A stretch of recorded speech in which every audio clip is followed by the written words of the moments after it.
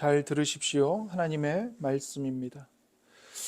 우리는 본래 유대인이요 이방 죄인이 아니로되 사람이 의롭게 되는 것은 율법으로 말미암음이 아니요 오직 예수 그리스도를 믿음으로 말미암는 줄 알므로 우리도 그리스도 예수를 믿나니 이는 우리가 율법의 행위로서가 아니고 그리스도를 믿음으로써 의롭다함을 얻으려 함이라. 율법의 행위로서는 의롭다함을 얻을 육체가 없느니라. 만일 우리가 그리스도 안에서 의롭게 되려 하다가 죄인으로 드러나면 그리스도께서 죄를 짓게 하는 자냐? 결코 그럴 수 없느니라. 만일 내가 헐었던 것을 다시 세우면 내가 나를 범법한 자로 만드는 것이라. 내가 율법으로 말미암아 율법에 대하여 죽었나니 이는 하나님에 대하여 살려 함이라. 내가 그리스도와 함께 십자가에 못 박혔나니 그런즉 이제는 내가 사는 것이 아니요 오직 내 안에 그리스도께서 사시는 것이라. 이제 내가 육체 가운데 사는 것은 나를 사랑하사 나를 위하여 자기 자신을 버리신 하나님의 아들을 믿는 믿음 안에서 사는 것이라. 내가 하나님의 은혜를 패하지 아니하노니 만일 의롭게 되는 것이 율법으로 말미암으면 그리스도께서 헛되이 죽으셨느니라. 아멘. 이는 살아계신 하나님의 말씀입니다. 오늘도 우리에게 말씀하신 하나님께 감사합니다. 오늘 이 본문 말씀은 성경에서 가장 위대한 교리이고 또 복음의 핵심입니다. 기독교의 심장이라고 할 수 있는 이신칭의, 즉 믿음으로 말미암아 의롭다함을 얻는다는 복음을 우리에게 가르쳐주고 있습니다. 이것은 사람을 진정한 기독교인으로, 진정한 하나님의 자녀로 만드는 교리입니다. 종교개혁자 마틴 루터는 칭의의 교리를 잃어버리면 기독교 교리 전체를 잃어버리는 것이라고 말했습니다. 또한 토마스 크랜머라는 한 신학자는 이 교리는 그리스도의 진정한 영광을 드러내고 인간의 헛된 영광을 뒤엎는다.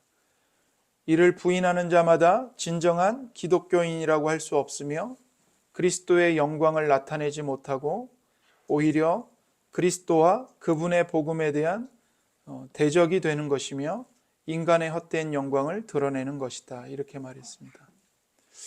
그러니까 이신칭의의 교리를 우리가 가볍게 여기거나 그것을 그냥 외면해 버리면 우리는 절대로 그리스도의 참된 영광을 드러낼 수가 없습니다. 인간의 헛된 영광을 십자가에 못 박고 참으로 하나님 한 분만을 높이고 그리스도의 영광만을 높이는 유일한 방법은 예수님의 복음, 즉 이신칭의의 복음을 기쁨으로 받아들이고 하나님께 감사하는 것입니다. 우리가 복음이라고 말할 때 크게 말하면 실은 성경 말씀 전체가 다 복음입니다. 그런데 성경 말씀 전체를 요약해서 말을 한다면 그것은 이신칭의의 복음이라고 말할 수 있습니다. 교회는 바로 이 이신칭의 교리 위에 존재합니다. 그래서 이 교리는 기독교회의 복음의 토대입니다. 칭의, 즉 의롭다고 선고하다, 이 말은 법정적인 용어입니다. 그러니까 재판관이, 판사가 법정에서 무죄라고 선언하는 것을, 의롭다라고 선언하는 것을 칭의라고 표현하고 있는 거죠. 그래서 칭의는 하나님의 법정에서 우리를 향해 하나님께서 너는 무죄다, 더 나아가 너는 의인이다라고 선언해 주시는 것을 말합니다. 그렇기 때문에 칭의의 반대말은 정죄입니다. 정죄. 죄인이라고 판결을 내리는 거죠. 그런데 하나님께서 우리에게 주시는 이 칭의는 우리가 이 땅에서 어떻게 살았는가, 선하게 살았는가, 그것으로 결정되는 것이 아니고 그리스도께서 우리를 위해 행하신 일을 믿음으로 받아들이느냐, 이것으로 결정된다는 겁니다. 다시 말씀드립니다. 하나님이 우리에게 너는 의인이다라고 선언해 주시는 것은 여러분과 제가 여기서 착하게 살았는가, 경건하게 살았는가, 선한 일을 많이 했는가로 판단하시는 게 아니고 하나님의 아들이신 예수 그리스도께서 여러분과 저를 위해 행하신 모든 일들을 믿는 마음으로 받아들이는가, 이것으로 결정된다는 겁니다. 그래서 나는 죄인입니다. 이 사실을 깨닫는 사람이 하나님 앞에서 내 노력으로 내 의를 만들어내는 것이 아니고 오히려 하나님은 거룩하시고 완전한 의로우신 재판장이시기 때문에 하나님 앞에서 죄인인 내가 나의 의를 만들어낸다는 것이 불가능하다는 사실을 깨닫고 내 열심과 내 선한 행위가 아니라 오직 그리스도를 받아들임으로 그리스도께 내 모든 것을 맡겨드림으로 예수 그리스도를 믿음으로 값없이 의롭다함을 얻는다는 것을 받아들이는 것, 이것이 바로 이신칭이고 하나님 앞에 우리가 의인으로 설 수 있는 유일한 길이라는 것입니다. 그래서 이 이신칭의는 자기가 죄인이라는 것을 깨달은 사람들에게는 복음일 수밖에 없습니다. 그러나 자기가 하나님 앞에서 죄인이라는 걸 알지 못하면, 그리고 그것을 거부하는 사람에게는 예수님이 십자가에서 우리를 위해 죽으셨다는 복음이, 예수님을 믿기만 하면 의인으로 여겨주신다는 이신칭의가 복음으로 들리지 않는 거죠. 오늘날 우리 시대에 교회가 가지고 있는 문제와 잘못된 태도가 있습니다. 이거는 교회만의 문제가 아니고 오늘 이 시대를 사는 모든 사람들의 문제이기도 합니다. 그게 뭐냐면 무지와 냉담함입니다. 무지와 냉담함. 난 잘 몰라요. 그리고 신경 쓰지 않아요. 상관없어요. 이겁니다. 현대교회의 문제를 이보다 더 잘 설명할 수 없습니다.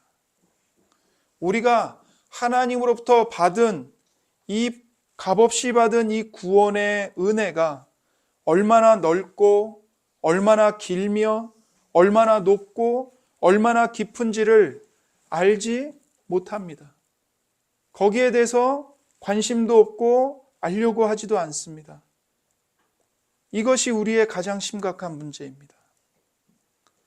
그러나 오늘 우리가 본문에서 보는 이 바울 사도, 그리고 교회 역사 속에 모든 참된 성도들이 보여준 모습은 우리의 그 무지와 냉담함과는 너무나도 거리가 먼 것이었습니다. 그들에게 중요한 것은 단순히 그들이 믿는다는 사실이 아니라 무엇을 믿느냐가 중요한 것이었습니다. 그냥 교회만 열심히 다니면 된다. 예배에만 열심히 참석하면 된다. 그것이 중요한 게 아닙니다. 정말 중요한 것은 내가 교회 와서 무엇을 배우고 있는가? 무엇을 깨닫고 있는가? 내가 예수님을 믿는다고 말하는데 도대체 예수님의 무엇에 관한 것을 알고 믿고 있는가? 이게 중요한 거죠. 그래서 우리에게 제일 중요한 문제는 하나님 앞에 설 때 그 하나님의 심판대 앞에 우리가 설 때 과연 내가 의인으로 받아들여질 수 있는가입니다. 이것이 인간이 가진 최고의 난제입니다. 결국 절대자이신 하나님 앞에서 내가 의롭다함을 선고받고 있는가 이거죠. 아무리 인간이 이 땅에서 잘 살았다고 해도 결국에는 하나님으로부터 너는 죄인이다. 죄에 대한 대가로 지옥의 형벌을 영원히 받아라. 이런 최종적인 선고를 받는다면 그것은 절대로 잘 산 인생이라고 할 수가 없습니다. 비록 이 세상에서는 고통도 없이 환난도 없이 질고도 없이 잘 먹고 잘 살고 부와 권력을 누리며 살 수 있습니다. 그러나 하나님 앞에서 의롭다함을 받지 못하면 그 모든 것은 영원한 지옥의 고통에 불살라질 뿐입니다. 비록 이 세상에서는 고통도 겪고 환난도 겪고 질병의 고통도 겪습니다. 입은 상처도 매우 많아요. 하지만 결국 하나님께 의롭다는 선고를 받고 하나님께 사랑으로 받아들여진다면, 그리고 하나님과 함께 천국의 기쁨을 누리면서 영원히 산다면 그 사람은 정말 잘 산 인생을 산 것입니다. 그런데 이 이신칭의 교리가 우리에게 가르쳐 주는 것은 이 최종적인 하나님의 선고를 마지막 날에 가서 받는 것이 사실이지만 이미 이 세상에서 우리가 예수님을 믿음으로 그 마지막 날에 선고될 그 선고를 미리 알 수 있다는 사실이에요. 이것을 소위 구원의 확신이라고 말합니다.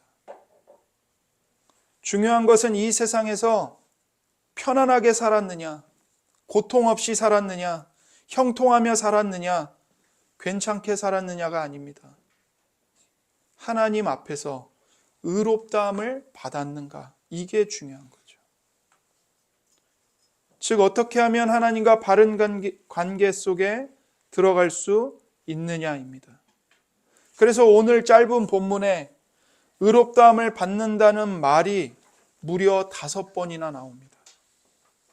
16절에 3번 나오고 17절에 1번 나오고 21절에 1번 나옵니다. 그러니까 성경에서 반복해서 말하는 건 매우 중요한 건데 그것을 무려 5번이나 말을 한다는 것은 정말 중요한 겁니다. 가장 중요한 겁니다. 의롭다함을 받는다. 그러나 이것이 자연인으로 태어난 모든 사람에게는 문제가 됩니다. 왜냐하면 하나님은 의롭고 타락한 아담의 후손인 사람은 의롭지 않기 때문입니다. 성경은 한치의 양보도 없습니다. 뭐라고 선언하냐면 로마서 3장 10절에 기록된 바 의인은 없나니 하나도 없으며 23절에도 모든 사람이 죄를 범하였음에 하나님의 영광에 이르지 못하더니라고 선언합니다. 모든 사람이 죄를 범했습니다. 그래서 하나님의 영광에 나아갈 수가 없습니다. 하나님의 영광에서 도리어 쫓겨났습니다. 의인은 없나니 하나도 없다고 성경은 선언합니다. 여러분과 저는 의롭지 않은 죄인들입니다. 우리 가운데 의인은 아무도 없습니다. 이 세상에도 없고요. 그래서 죄인에게 가장 중요한 문제는 의롭다함을 받게 되는 것, 이것밖에 없습니다. 그러면 어떻게 죄인이 하나님 앞에 받아들여질 수 있습니까? 바울은 본문에서 오직 하나의 길이 있다고 말합니다. 이것이 바로 복음이고 이신칭의의 교리이고 오늘 본문에서 우리에게 말씀하고 있는 바입니다. 오늘 본문의 처음 2절 15절과 16절은 우리에게 선언합니다. 그리고 17절부터 20절은 이 복음에 대한 반론을 제시하고 거기에 대한 답을 주고 있습니다. 먼저 15절과 16절을 보십시오. 우리는 본래 유대인이요 이방죄인이 아니로되라고 말하죠. 이 말은 여러분 오해하지 마세요. 바울이 지금 유대인들은 죄인이 아니다 이 말을 하는 게 아닙니다. 바울이 이 말을 왜 하고 있냐면 어떤 측면에서 하고 있냐면 이것은 유대인들이 자신들에 대해서 그리고 이방인들에 대해서 쓰던 표현을 그대로 쓰고 있는 겁니다. 그러니까 유대인들은 자기들은 죄인이 아니라고 여겼어요. 왜요? 아브라함의 후손이고 하나님께 택함받은 선민이잖아요. 그리고 그들은 율법을 갖고 있고 율법을 지키고 있다고 생각을 했거든요. 그러니까 유대인은 죄인이 아니고 그러나 하나님도 모르고 율법도 모르고 아브라함의 후손도 아닌 이방인들은 다 죄인이라고 생각을 했던 겁니다.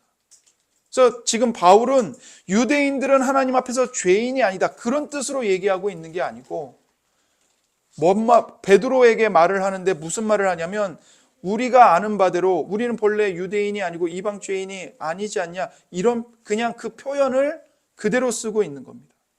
그러나 실상은 이런 뜻이에요.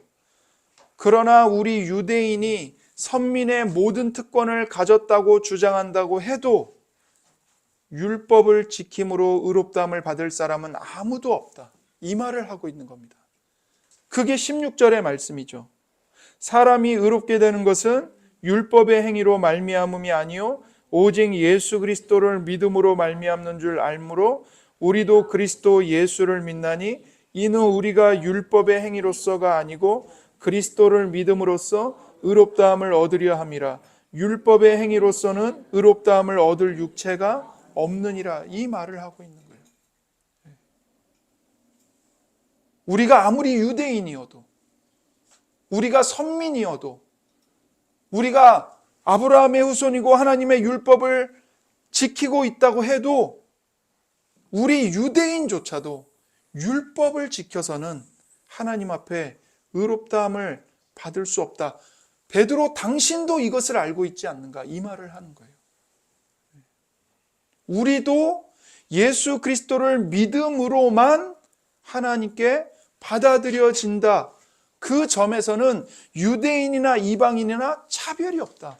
유대인이 이방인보다 나을 것이 조금도 없다. 당신도 이것을 알지 않냐? 이 말을 하고 있는 거죠. 왜냐하면 지난주에 말씀을 우리가 들었지만 베드로가 평소에는 유대인인데 유대인하고 전혀 다르게 이방인들과 함께 이방인들이 먹는 음식을 먹었어요. 그러면서 우리는 예수님 안에서 한 몸입니다. 한 형제요 한 자매입니다. 그랬는데 갑자기 예루살렘에서 유대인 신자들이 왔다는 얘기를 듣고는 베드로가 돌변해 버렸잖아요. 이방인 신자들과 아무 관계가 없는 것처럼 위선의 죄를 범했지 않습니까? 그러니까 그렇게 함으로써 복음을 왜곡하고 복음을 오해하게 만들었기 때문에 바울이 베드로에게 지금 이 말을 하는 겁니다. 우리가 아무리 유대인이어도 유대인이든 이방인이든 율법을 지켜서는 의롭다함을 받을 수 없다는 거 당신도 알면서 왜 이렇게 행동하냐? 이 얘기를 하는 거죠. 결국 핵심은 이거예요. 아브라함의 혈통인 유대인과 이방 그 유대인들이 손가락질하는 이방 죄인들 사이에는 구원에 있어서 어떤 차이도 어떤 차별도 존재하지 않는다는 겁니다. 이것을 오늘날로 바꿔 말하면 이거예요. 도덕 군자나 법 없이 산다고 칭송받는 착한 사람이나 살인 강도나 도둑놈이나 사기꾼이나 구원을 받는 방법에 있어서는 어떤 차이도 존재하지 않는다는 겁니다. 도덕군자가 살인 강도보다 더 우위에 있거나 더 나은 조건을 갖고 있는 게 아니라는 거예요. 그런데 이것을 거의 대부분의 사람들이 인정하고 받아들이질 못합니다. 나의 태생, 나의 행위, 나의 삶, 나의 공로 등이 구원에 있어서 아무 의미가 없다고 하면 우리는 너무 무시를 당하는 것이 아닌가 생각을 하기 때문이죠. 그리고 그렇게 말하면 어느 누가 선을 행하려고 하겠는가? 이런 오해를 하기 때문입니다. 바울 사도는 자신의 생명을 걸고 복음을 외칩니다. 한치도 양보할 수 없는 복음이 바로 이신칭이라고 말합니다. 여러분, 기독교는 절대로 인간의 그 우쭐함과 인간의 자존심을 부추겨 주지 않습니다. 오히려 십자가 복음은요, 여러분과 저의 그 자존심, 자기 자신에 대한 그 자긍심, 그것을 다 산산조각 냅니다. 그렇게 함으로써 오직 하나님만을 바라보게 만듭니다. 이신칭의 복음이 하는 일이 바로 이것입니다. 그리고 여기에서부터 구원은 시작됩니다. 16절을 한 번 더 보십시오.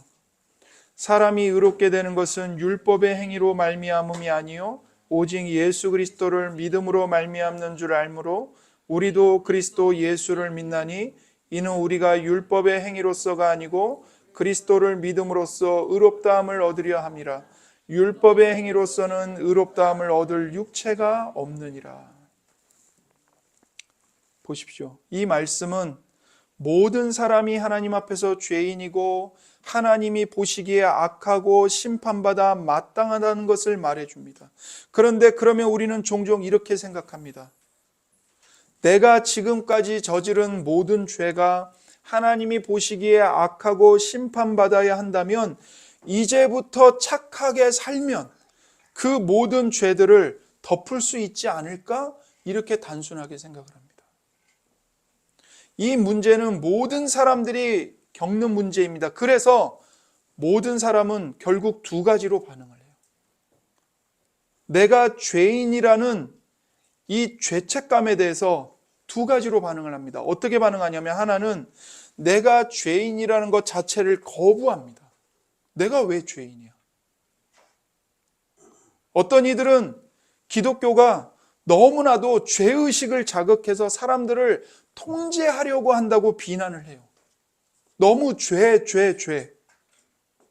자꾸 사람들에게 죄책감을 불러일으켜서 사람들을 조종하려고 한다는 거죠. 그러나 여러분 잘 생각해 보세요. 깊이 생각해 보세요. 죄의식은 모든 사람이 본성적으로 가지고 있는 감각입니다. 죄책감은요, 누가 가르쳐줘서 알게 되는 게 아니에요. 아이들이 자기가 분명히 하지 말아야 할 짓을 해놓고 본인도 놀래요. 그리고는 자기가 그런 짓을 한 적이 없다고 거짓말을 합니다. 혹은 핑계와 변명을 댑니다. 왜 그럴까요? 인간의 본능 속에, 본성 속에 죄책감, 죄의식이 있기 때문에 그래요. 죄책감이 없다면 거짓말할 이유도 없고 변명할 이유도 없습니다. 잘못해놓고 그냥 당당하면 돼요. 뭐 어쩌라고. 이게 뭐 어때서. 근데 모든 사람은요, 자기가 잘못했다는 걸 깨닫는 순간 부끄러워하고 그것을 숨기려고 합니다. 왜 그렇죠? 본성적으로 죄책감이 있기 때문에 그래요.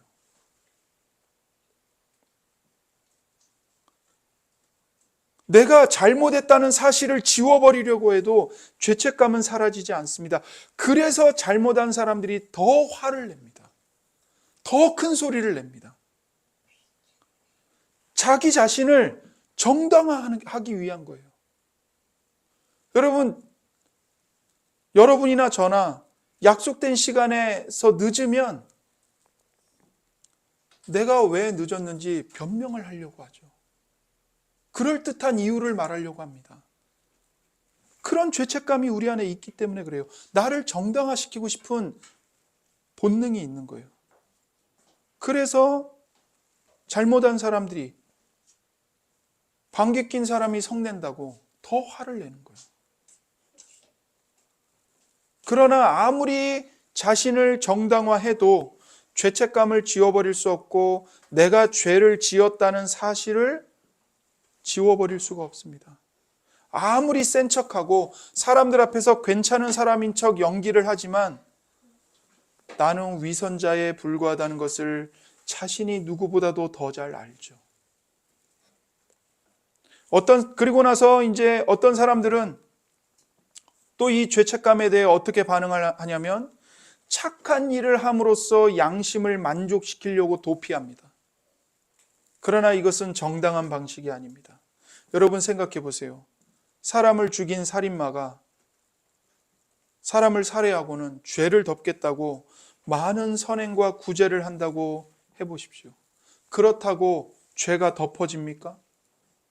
만약 판사가 그가 행한 선행을 보면서 너 선행을 많이 행했구나. 그러니 너가 사람을 죽인 살인죄는 무죄라고 선고해 줄게. 이게 옳은 것입니까? 여러분은 그 판사를 보면서 악한 자라고 생각할 것입니다. 착한 일을 했다고 해서 우리가 저지른 나쁜 일들을 덮을 수는 없습니다. 그래서 이 문제에 있어서 사람은 자기 죄를 거부하거나 자기 죄를 선행으로 덮으려고 합니다. 이 모든 시도들을 가리켜서 성경은 행위로 의롭다함을 받으려는 것이라고 말합니다. 사도 바울은 그것이 불가능하다고 말합니다. 율법의 행위로서는 의롭다함을 얻을 육체가 없느니라. 오직 예수 그리스도를 믿는 믿음만으로 의롭다 여김을 받는다, 이 말을 하는 거예요. 여러분, 이신칭의는 우리에게 세 가지 측면을 말해줍니다. 첫째, 칭의에는 사죄와 전가라는 두 가지가 있습니다. 두 가지 국면이 있어요. 사죄와 전가. 사죄는 죄를 용서하신다는 것입니다. 사죄는 사람이 저지른 모든 죄를 예수님이 대신 가져가시고 십자가에 못 박혀 죽으심으로써 모든 죄를 용서하셨다는 것입니다. 이게 사죄예요. 죄를 용서하신다. 전가는 내 죄가 예수님에게 넘어가고 대신에 예수님의 의가 나에게 넘어와서 나에게 주어졌다는 것입니다. 여러분, 소위 우리가 책임 전가라고 말을 하잖아요. 책임을 떠넘기는 거죠. 이처럼 나의 죄는 예수님에게 전가되고 예수님의 의는 나에게로 전가되는 겁니다. 여러분, 내가 죄를 저지르지 않았다고 해서 내가 의인인 것은 아닙니다. 사람이 죄를 저질렀다고 해서 의인이라고 할 수는 없어요. 왜냐하면 학생이 아무것도 하지 않았다고 해서 좋은 학생이 됩니까? 그렇지 않죠. 학생이 좋은 학생이 되려면 공부를 해야 합니다. 사람이 죄를 안 저질렀다고 해서 의인인 것은 아닙니다. 의로운 행동을 해야 의인이죠. 그런데 예수님께서는 십자가에 못 박혀 죽으심으로써 우리의 죄만 가져간 정도가 아니라 그분이 사람으로 사시는 동안 하나님의 율법을 완전하게 순종하시고 의를 이루셨습니다. 하나님의 율법을 완전하게 순종하셨어요. 의를 이루셨어요.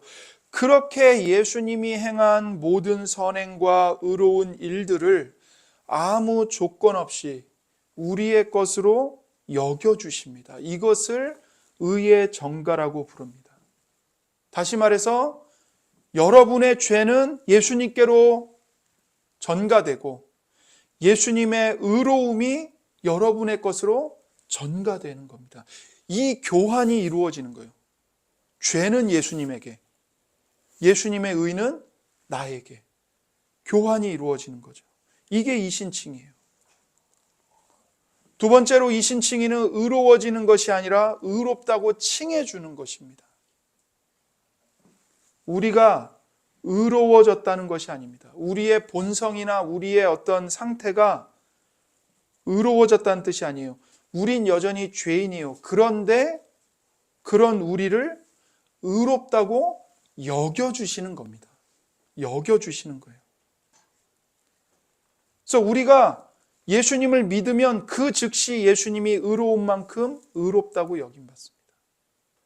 그래서 마틴 루터가 예수 그리스도 안에 있는 자는 의인이다라고 말을 했을 때 로마 천주교에서 루터를 비방했어요. 뭐라고 비방했냐면, 그럼 너는 죄를 안 짓냐? 죄를 짓죠, 루터도. 네가 예수님을 믿어서 믿음으로 의롭다라고 의인이라고 한다면 너는 죄를 안 지어야 될 거 아니냐.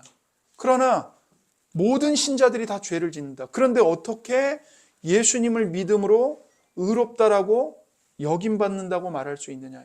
비방을 했어요. 그러자 루터가 한 말이 이거예요. 맞다. 우리는 죄인이다. 그러나 동시에 의인이다. 나는 의인이지만 동시에 죄인이다. 무슨 말이에요? 예수님을 믿어요. 근데 그 즉시 내가 내 본성이 어떤 죄도 짓지 않는 의로운 상태로 변화되는 게 아니에요. 여전히 죄를 지어요. 그러나 예수님을 믿으면 그 즉시 예수님이 의로운 만큼 의롭다고 하나님이 여겨주시는 겁니다. 물론 이 말이 예수님을 믿으면 더 이상 선행을 하지 않아도 되는구나, 그런 말이 아니에요. 우리는 예수님을 믿는 하나님의 자녀로 구원받았기 때문에 실은 더욱더 선행을 해야 합니다. 더욱더 사랑해야 돼요. 예수님의 인격과 품성을 닮아가기를 매일매일 힘써야 합니다. 그러나 이 땅에서 우리가 죄를 짓는다 하더라도 하나님은요, 예수님 안에 있는 우리를 의롭다라고 여기고 받아주십니다. 예수님만큼 의롭다고 여기고 받아주세요. 어떤 사람들은 말해요. 마지막 날에 어떤 심판을 받을지 아무도 모른다. 구원을 확신할 수 없다. 이렇게 말해요. 그렇기 때문에 예수님을 믿어도 하나님을 열심히 섬기고 선하게 살아서 그 마지막 날의 심판을 준비해야 된다. 이렇게 말하는데 이것은 복음이 아닙니다. 이건 다시 율법주의로 돌아가는 겁니다. 여러분, 예수님을 믿는 사람이 이 땅에 살면서 죄를 지었다 하더라도 나중에 심판대 앞에서 칭의가 취소되지 않습니다. 하나님이 마지막 날에 여러분을 보시면서 너가 예수를 믿었구나.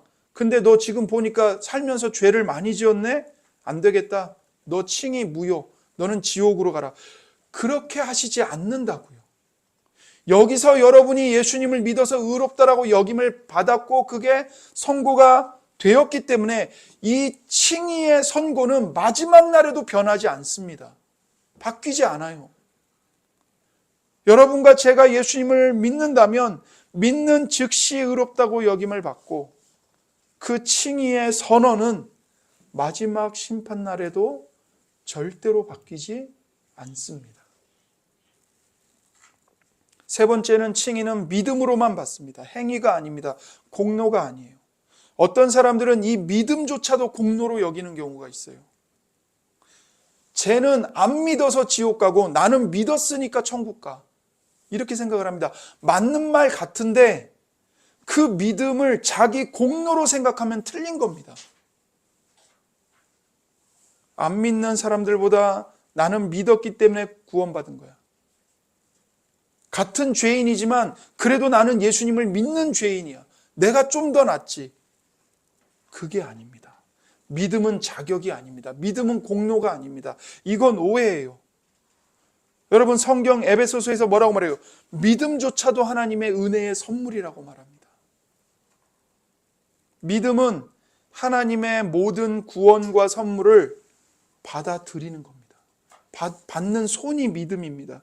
여러분, 거지가 길거리에 나가서 구걸을 해요. 어떤 부자가 적선을 해서 돈을 줬어요. 거지가 내민 손으로 돈을 받았습니다. 그런데 자기가 내민 손을 공로로 자랑할 수 있습니까? 그 거지가? 내가 이 많은 돈을 받은 건 내가 손을 내밀었기 때문에 이 돈을 받은 거야. 그렇게 자기가 손을 내민 것을 자신의 자격으로, 자기의 선행으로 자랑할 수 있나요? 그럴 수 없죠. 그건 공로가 아닙니다. 하나님께서 은혜로 주신 것을 우리는 믿음의 손으로 그저 조건 없이, 대가 없이 받아들인 것일 뿐입니다. 그래서 이 신칭의는 은혜로 받습니다. 받을 자격이 없는 죄인들에게 조건 없이 대가 없이 베풀어 주신 겁니다. 여러분 보세요. 모든 사람은요, 자기 의로움을 추구합니다. 어떤 식으로요? 내가 죄인이라는 것을 애써서 부인함으로써 자기 정당화를 시키고요. 어떤 사람은 내 선행으로 내 죄를 덮어버리려고 함으로써 나의 의를 추구해요. 이건 다 뭘로 하는 거라고요? 율법의 행위로 의롭다함을 받으려고 하는 겁니다. 이 모든 게 다요. 그래서 사람은 자신이 괜찮은 사람으로 인정받기를 갈망합니다. 죄책감의 문제를 해결하려고 하고 죄책감을 벗어나려고 하는 것, 이것이 곧 바꿔 말하면 의인으로 인정받기를 갈망하는 겁니다. 그래서 사람은 자기 자신의 진짜 모습을 보는 걸 싫어해요. 사람은 자신에 대해서 완벽한 모습을 보고 싶어 합니다. 여러분이 거울을 보면서 여러분 자신의 외모에 대해서 콤플렉스를 갖는 거, 내가 나이 들어간다, 피부가 쭈글쭈글해진다, 그 모든 것도 결국에는 어디서부터 나오는 거냐면 내가 괜찮은 사람으로 인정받고 싶은 갈망에서 그게 나오는 겁니다. 자신에 대한 완벽한 모습을 보고 싶어 하는 거예요. 성공하는 것도 마찬가지입니다. 어떤 프로젝트를 내가 성공적으로 완수하는 것도 마찬가지예요. 그걸 통해 내가 괜찮은 사람이고 가치 있는 존재라는 것을 증명하고 싶은 거죠. 여러분 창세기 3장에 보면 아담과 하와가 죄를 범한 후에 뭘 느낍니까? 자기 자신에 대한 부끄러움을 느낍니다. 그리고는 자신의 벗은 몸을 보면서 무화과 나무 잎으로 자기 벗은 몸을 가려요. 여러분 본래 사람은, 하나님이 처음 창조하신 사람은 자기 자신, 자기 몸, 자기 영혼을 볼 때 조금도 부끄러움이 없었습니다. 다른 사람을 볼 때도요, 수치스럽게 여기지 않았어요. 그러나 죄를 짓고 나자 자기 안에 더러움이 생기고 결함이 생겼다는 것을 발견합니다. 죄를 짓고 나서 자기 자신을 있는 그대로 보는 게 싫어져요. 그래서 뭘 해요? 무화과 나무 잎으로 가리우는 겁니다. 내가 창피한 거예요. 여러분 이것이 우리에게 어떻게 드러날까요? 어떻게 적용이 될까요? 우리도 자기 자신이 적나라하게 파헤쳐지는 게 싫습니다. 여러분 누군가가 여러분을 집요하게 추적하면서 여러분의 모든 걸 적나라하게 파헤친다고 생각해 보세요. 끔찍하지 않아요? 나도 내 자신이 내가 이기적이고 교만하다는 것을 아는 것이 싫습니다.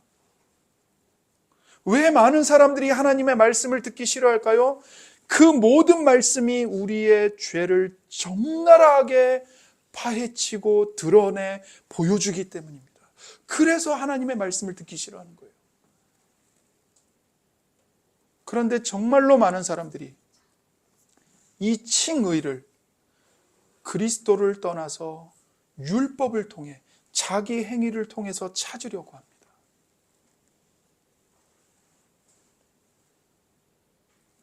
그러나 사람이 의롭게 되는 것은 율법의 행위로 말미암지 않습니다.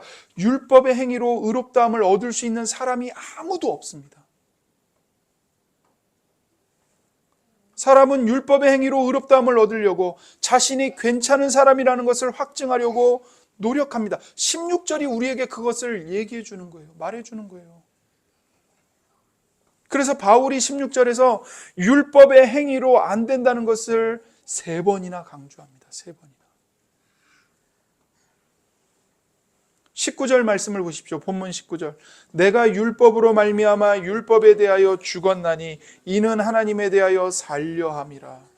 무슨 말이죠? 내가 율법을 통해서 내가 괜찮은 사람, 내가 훌륭한 사람, 내가 의로운 사람이 되려고 하는 모든 시도를 끝냈다는 겁니다. 그만뒀다는 거예요. 그래서 내가 율법에 대해 죽었다는 거예요. 아무 관계가 없다는 겁니다.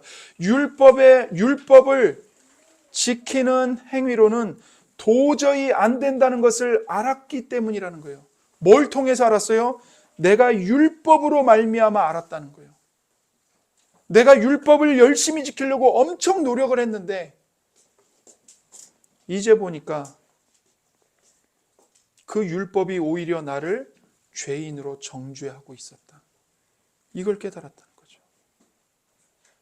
그래서 나는 율법으로 말미암아 율법에 대해 죽었습니다. 내가 율법을 통해서 의롭게 되려고 하는 시도를 다 그만뒀습니다. 왜요? 무엇을 위해서요? 이는 하나님에 대하여 살기 위함이라. 하나님을 향해 살려고 율법에 대해 죽었다는 겁니다. 결국 내 선행을 통해서 내가 괜찮은 존재임을 확인하려는 시도는 결국 내가 하나님을 향해서 살아가고 하나님을 사랑하고 하나님과 바른 관계를 맺는 것을 다 실패하게 만든다는 겁니다. 그것을 율법으로 말미암아 깨닫게 됐다는 거예요. 어떤 사람이 이런 말을 했습니다. 잘 들어보세요. 사람들은 예수님을 피하기 위해 죄를 피한다. 잘못 말한 거 아닙니까? 예수님을 피하기 위해 죄를 짓는다라고 말해야 되는 거 아닌가요? 아닙니다. 사람은 예수 그리스도를 피하기 위해 죄를 피합니다. 무슨 말입니까? 내가 죄인이고 내가 문제가 있고 내가 구원이 필요하고 내가 있는 그대로 하나님께 받아들여질 필요가 있는 문제가 있는 존재라고 인정하고 고백하는 것이 싫은 겁니다. 내가 나를 똑바로 쳐다보는 것이 싫은 겁니다. 그래서 어떻게 합니까? 자기가 생각하는 행동으로 죄를 피해 다닙니다. 나는 간음도 하지 않아. 나는 살인도 하지 않아. 나는 교회 예배도 꼬박꼬박 참석해. 이 사람이 뭘 하고 있죠, 지금? 그렇게 계속 죄를 피해 다닙니다. 계속 선행을 쌓습니다. 그 결과 어떻게 되죠? 자신이 괜찮다는 것을 확인합니다. 사실 자기 자신을 안 보고 있는 겁니다. 자신이 만든 선행이라는 포장지를 막 덧붙이는 거죠. 선행이라는 포장지 속에는 뭐가 있습니까? 실상은 썩은 시체가 있습니다. 그런데 그 썩은 시체가 있다는 것을 보고 싶지 않은 겁니다. 그래서 예수님께 나아가서 내가 죄인이라는 것을 자복하는 게 싫어서 그 예수님을 피하기 위해 죄를 피해 다니는 겁니다. 예수님 없어도 나는 괜찮은 사람이다. 나는 의인이다. 바울은 이렇게 말하고 있는 겁니다. 이전에 내가 예수 그리스도를 만나기 전에 나는 나를 의롭다고 주장하기 위해서 율법에 헌신했다. 율법을 지켰다. 내가 바리새인으로서 할 수 있는 최선을 다했다. 그런데 지금 와서 보니까 내가 율법으로 내 의를 세우려고 했던 모든 것이 실은 하나님 앞에서 죽었던 것이다. 이 말을 하고 있어요. 하나님 앞에서 당당하려고 했던 것이다. 하나님의 도움을 받는 게 싫어서 자존심이 허락지 않아서 예수님의 그 보혈의 은혜를 받고 싶지 않아서 내가 하나님께 조건 없이 사랑받고 구원받는다는 말을 듣기 싫어서 사실상 나만 알고 있는 하나님만 알고 있는 사람들이 알지 못하는 그 죄가 들통나고 회개하는 게 싫어서 선행이라는 포장지를 덮어쓰고 있었다. 이 말을 하고 있는 거죠. 여러분, 그 결과가 무엇이었습니까? 바울이 회심하기 이전에 어떤 삶을 살았죠? 바울은 정죄하는 삶을 살았습니다. 의인인 스데반을 죽였습니다. 의인인 수많은 성도들을 감옥에 가두었습니다. 박해했습니다. 그리고는 자기 자신은 하나님을 위해 옳은 일을 하고 있다고 자신에게는 관대했습니다. 그러나 타인의 죄에 대해서는 엄격했습니다. 타인의 죄에 대해서는 정죄하고 죽이는 일을 했습니다. 여러분, 우리도 똑같습니다. 여러분과 제가 예수 그리스도를 피하기 위해서 죄를 피해 다닐 수 있습니다. 우리 자신을 하나님 앞에 있는 그대로 솔직하게 보이지 않고 예수님께 나의 모든 더러움을 맡기지 않고 믿음으로 예수님을 의존하여 사는 삶을 포기하고 자기 죄를 회개하지 않고 내 선행과 내 봉사 같은 걸 쌓으려고 하면 우리는 남의 죄에 대해서는 칼같이 지적하고 아주 날카롭게 정죄하는 정신을 가진 동시에 자기 자신에 대해서는 한없이 관대한 사람이 됩니다. 그리고는 자기 연민에 빠집니다. 내가 교회에서 이렇게 헌신하고 희생하는데 왜 아무도 안 알아줘? 내가 이렇게 하나님을 열심히 섬기는데 왜 하나님은 나를 도와주시지 않는 거야? 자기 연민에 빠져요. 그리고 자기와 똑같은 열심으로 봉사하지 않는 다른 형제 자매들을 보면서 분노합니다. 정죄합니다.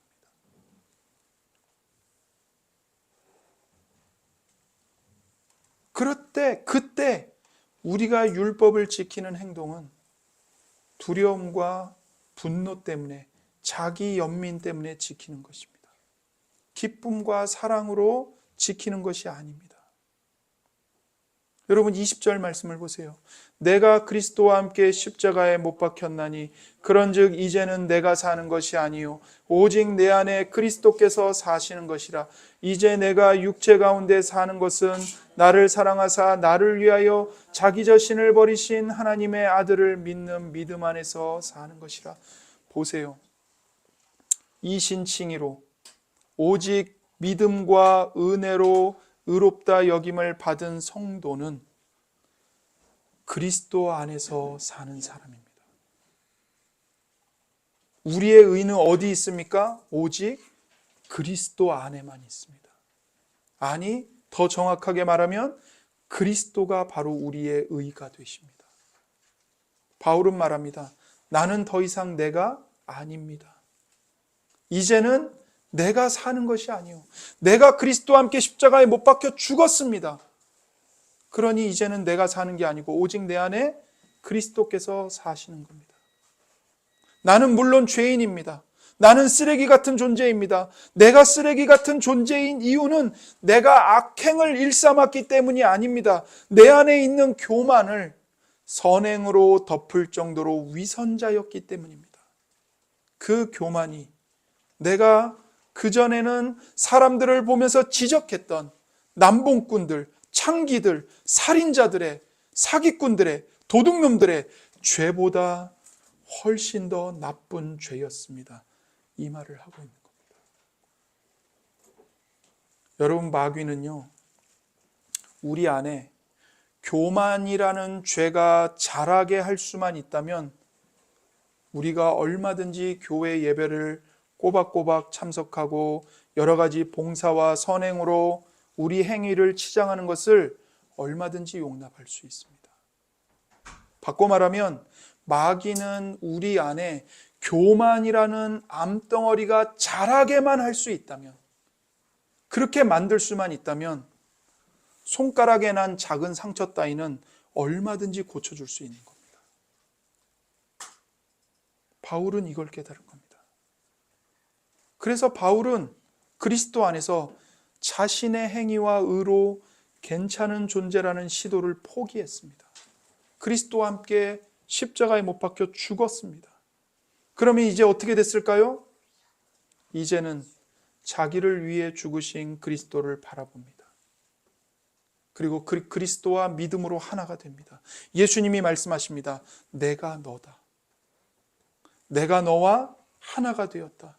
나는 죄가 없지만 내가 너와 연합하여 너의 모든 죄를 전가받고 내가 죄인 취급을 받았다. 아니, 죄인 취급 정도가 아니다. 고린도후서 5장 21절을 보십시오.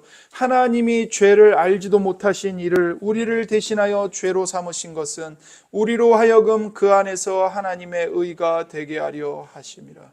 여러분, 여기 보이세요?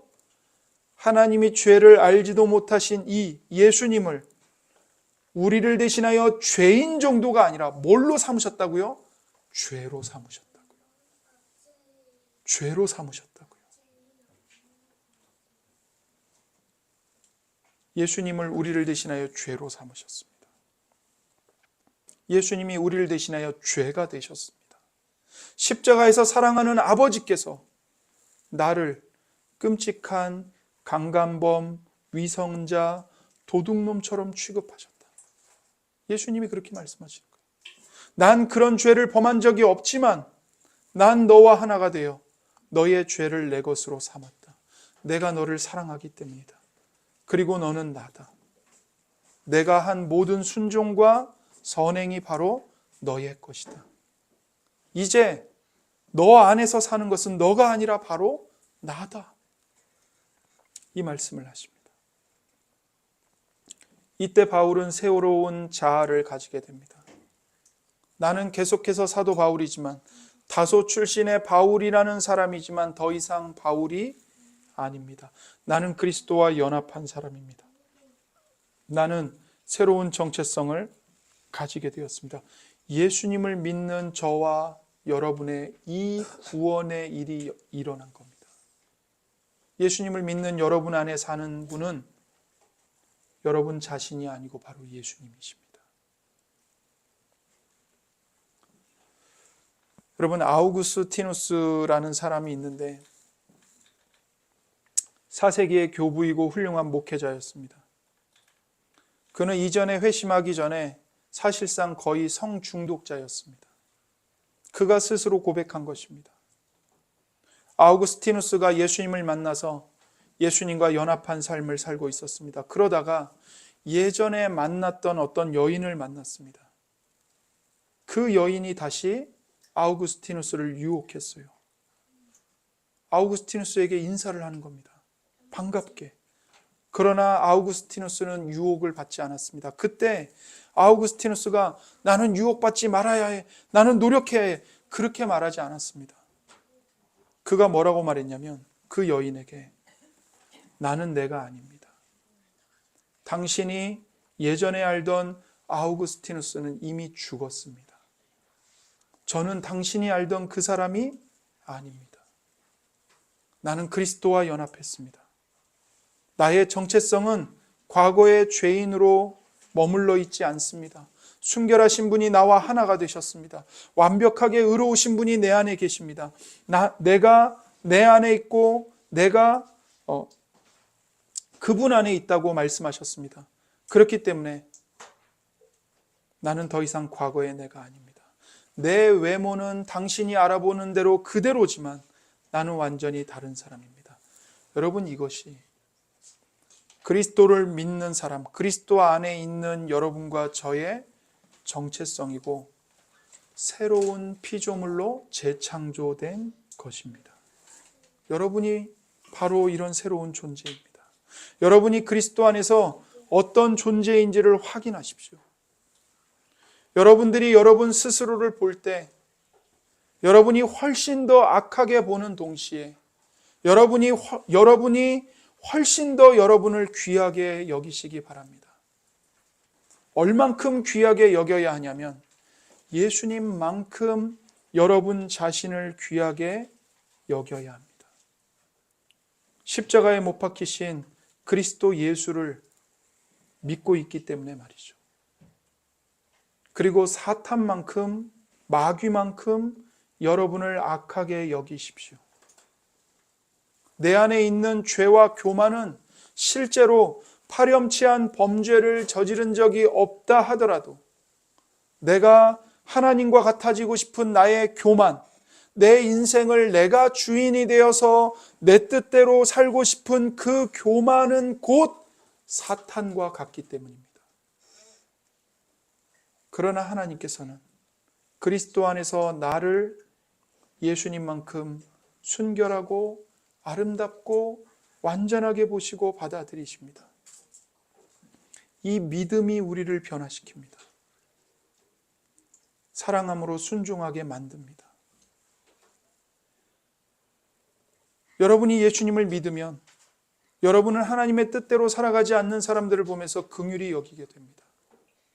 더 이상 정죄하지 않습니다. 우리는 자신의 죄에 대해서는 엄격합니다. 엄격해도 괜찮습니다. 왜냐하면 내가 아무리 엄격해도 더 이상 정죄받지 않고 하나님은 예수 그리스도만큼 선하게 받아주시기 때문입니다. 그래서 내 죄를 죽이기 위해 죄와 싸우는 것을 멈추지 않습니다. 내 죄에 대해서는 엄격하지만 다른 사람의 죄에 대해서는 관대하고 사람들을 섬기고 사랑하는 사람이 됩니다. 그렇게 예수님을 닮은 인격으로 빚어져 가고 창조되어져 가는 겁니다. 스스로를 그리스도만큼 귀하게 받으십시오. 또한 여러분을 주님의 것으로 여기십시오. 나는 내 소유가 아닙니다. 나를 위해서 모든 것을 버리신, 자기 몸을 버리신, 자기 목숨을 버리신 그리스도의 것입니다. 우리가 만일 우리 자신을 자기의 것으로 여기거나 내가 죄를 지었기 때문에 죄책감으로 스스로를 학대한다면, 다른 사람이 죄를 지었기 때문에 그 사람을 정죄한다면, 형제 그리스도인을 보면서 정죄한다면 우리는 우리 자신과 형제 그리스도인을 위해서 죽으신 예수님이 헛되게 십자가에 못 박혀 죽으셨다고 말하는 셈입니다. 여러분 21절 말씀을 보세요. 내가 하나님의 은혜를 패하지 아니하노니 만일 의롭게 되는 것이 율법으로 말미암으면 그리스도께서 헛되이 죽으셨느니라. 보세요. 그리스도의 죽음을 부인하는 겁니다. 여러분이 여러분의 행위로 여러분을 자랑하려고 하고 여러분이 괜찮은 사람이라는 것을 입증하려고 하고 여러분의 행위로 여러분의 의로움을 인정받으려고 한다면 그것은 곧 그리스도 예수님의 죽음을 부인하는 겁니다. 예수님이 우리를 위해 죽으신 그 사건은 너무나도 큰 것이기에 내가 나를 정죄하면 예수님의 죽으심을 크게 모욕하는 것입니다. 내가 다른 사람들을 정죄할 때 그것은 예수님의 죽으심을 모욕하는 것입니다. 우리를 사랑하사 우리를 위하여 죽으신 예수님을 높이기 위해서 나를 정죄하는 칼날과 다른 사람을 정죄하는 칼날을 거두어야 합니다. 그리고 우리는 더 이상 염려하지 않습니다. 왜냐하면 더 이상 내 삶이 내 것이 아니기 때문입니다. 우리가 여전히 염려하고 불안에 떨면서 기도한다면 그것은 내 몸이 내 것이라고 말하는 셈입니다. 우리는 삶의 모든 문제와 고통을 하나님께 아뢰되 감사함으로 하나님께 아뢰입니다. 우리는 더 이상 우리 자신의 것이 아니고 주님의 것입니다. 십자가에 못 박히신 그리스도를 헛되게 만들거나 욕되게 해서는 안 됩니다. 여러분의 있는 모습 그대로, 여러분이 여러분을 치장하고 있는 포장지, 무화과 나무잎 다 찢어버리시고 있는 모습 그대로 십자가에 못 박히신 그리스도 예수님 앞에 나아가십시오. 오직 예수님의 보혈로, 예수님의 보배로운 피로 깨끗하게 씻음을 받고 여러분의 선행이 아니라 예수 그리스도의 피로 여러분의 죄와 허물을 덮어 가리우시기 바랍니다. 나를 사랑하사 나를 위하여 십자가에 못 박히신 그리스도 예수님께로 나아오십시오. 함께 기도하겠습니다.